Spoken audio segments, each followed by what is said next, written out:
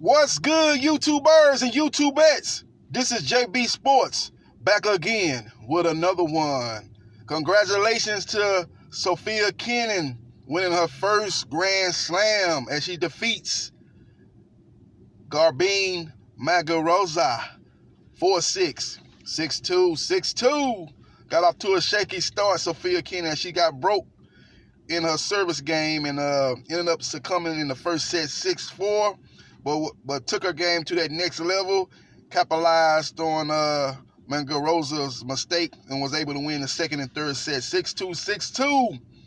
As this has put her, as of right now, the best U.S. female women's tennis player in the world.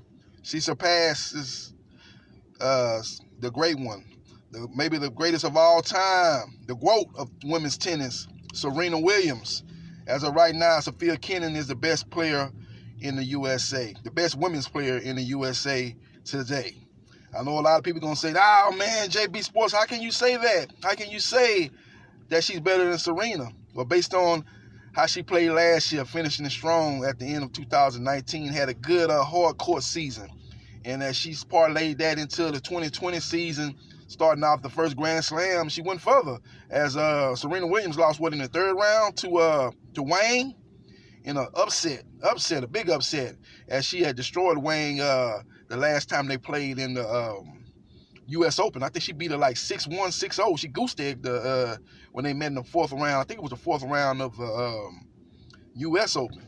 So to lose to a player like that, who game, is nowhere close to the level of play of Serena Williams, as she should be able to blow Wang off the court. Wasn't able to do that, had a lot of unforced errors.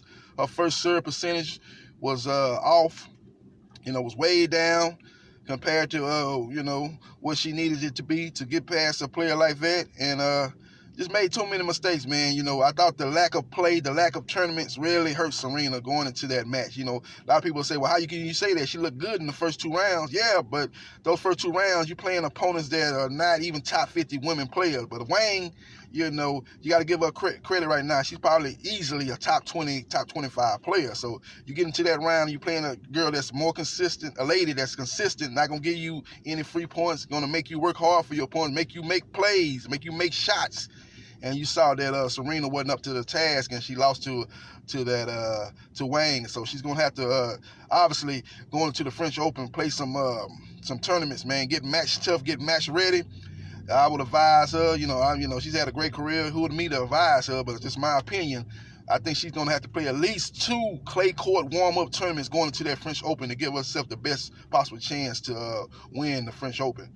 If not, she could be in for another early exit, because that's obviously not her strongest surface. The clay is not her strongest surface. Her strongest surface is probably the grass and the hard. Well, I ain't no probably. Her two best court surfaces are the grass at Wimbledon and the hard courts. So that's her best. That plays into her power game. So that's just what it is, man. But Sofia Kenin, just a very consistent player, man. She kind of reminds me of a young Chris Evert. Young Chris Evert, man, probably a little bit more athletic, could get around the court a little bit better than Chrissy could, but she's got that same bulldog mentality that Chris had. Chris did it in a beautiful type of way, and she kind of gracefully executed her game on the court. Sofia is a little bit more in your face. She's a little bit more wear her emotions on her sleeves, and she's able to make that run, man, and get her first Grand Slam, man. Give her credit, man, and she's been overshadowed in her career. A lot of the accolades and a lot of the publicity has gone to the younger players like Coco Gauff, Bianca Andreescu. A lot of those, based on what she did at the U.S. Open, have got a lot of the front page news as far as the women's tennis goes. But she has quietly and, behind the scenes worked to improve her game, and it has showed out on the court, man. And she's, like I said, she's the best women's player in the game right now. No doubt about it. The best women's U.S. player. Let me clarify that. She's the best U.S. women's player and on the tour right now. No doubt about it. I'll be looking forward to how she does in the French Open. That'll be the next Grand Slam coming up, I think, in May or June, somewhere in there. I have to look at my schedule. That'll be the next Grand Slam, and we'll see what happens. I know she's going to be playing in some tournaments coming up. Got Indian Wells coming up. I think Coco Gauff's going to play in that tournament. I would imagine Sofia will be playing in that tournament. We'll see if Serena plays in that tournament. And we'll see how those three play, and if they get any kind of head-to-head matchup, I'll be looking forward to that. But she's very consistent, man. She's very consistent. She's got a great backhand. Her forehand is coming along great, and that's still probably her weakest part of a game as far as shot making. And the winners is probably she gets way more winners on her backhand than she does her forehand. But the forehand really didn't come to bite her in the butt in this tournament. She was able to be consistent with that, get the ball and play off her forehand, play strategic tennis off the forehand, and then look to the backhand to get her winners off. And she was able to do that at a pretty consistent basis throughout this Australian Open. So good, fair play to her, as the British say. Fair play to Sofia Kenin, man. She played a great tournament. Congratulations on her first Grand Slam. And like I stated throughout this video, she is the best, #1 U.S. women's tennis player in the world, right? In the world right now. When I say the world, I'm kind of contradicting myself. She's the #1 U.S. women's tennis player as of right now. Sofia Kenin, she's got that throne, and we'll see how it plays out. As of right now, it could change. Now we got a whole lot of tennis to play. We got 3 more majors coming up, so Serena could actually get that title back.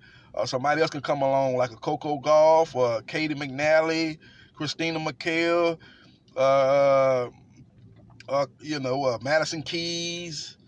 Any one of those can come along and take that throne. But as of right now, Sofia Kenin is the #1 U.S. women's player in tennis.